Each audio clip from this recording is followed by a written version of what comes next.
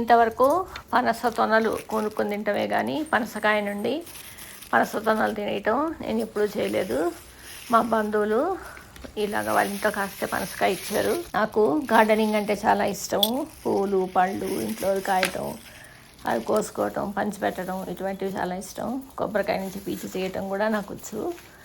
అయితే పనస చెట్టు మా ఇంట్లో ఉంది కానీ ఇంకా కాపు మొదలు కాలేదు, కొంచెం పెద్దదైంది.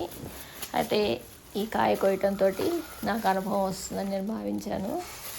మా ఇంట్లో కూడా చక్కగా ఇలా కాసి నేను ఈ పనస్తలను కూడా అందరికీ ఇవ్వగలిగేటట్టుగా రావాలని కోరుకుంటూ ఆ భగవంతుని ప్రార్థిస్తూ ఈ ప్రయత్నం చేశాను.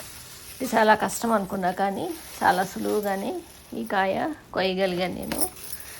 సాధారణంగా పనస్తలను కొనేటప్పుడు కాయల నుంచి వాళ్ళు ఎలా వేరు చేస్తారనేది చూస్తూ ఉంటాను.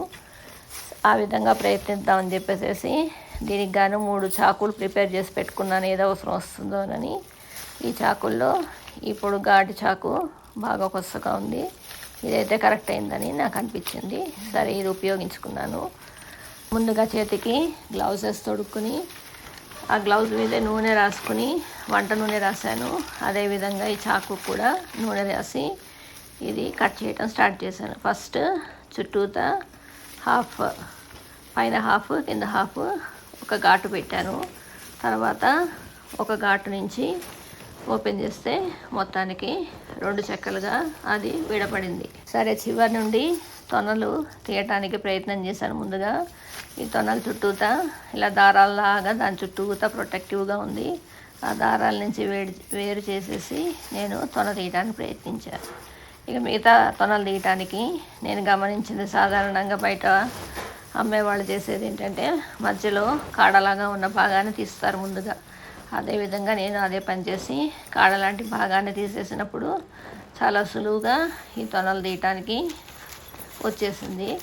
ఈ విధంగా ఒక్కొక్క తొన నుంచి ఆ దారాల్లాగా చుట్టుకున్నది కిందకు వస్తే ఈ విధంగా తొన వచ్చేసింది చక్కగా.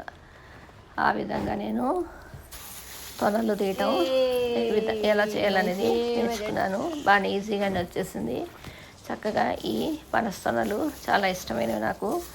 ఇవి దేవుడికి పెట్టేసేసి నైవేద్యం. మేము కూడా వీటిని రుచి చూసాం, చాలా బాగున్నాయి.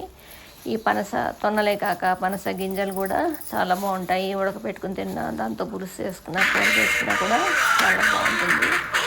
పనస చెట్టు ఇంట్లో ఉంటే షుగర్ తెచ్చుకొని అంటారు.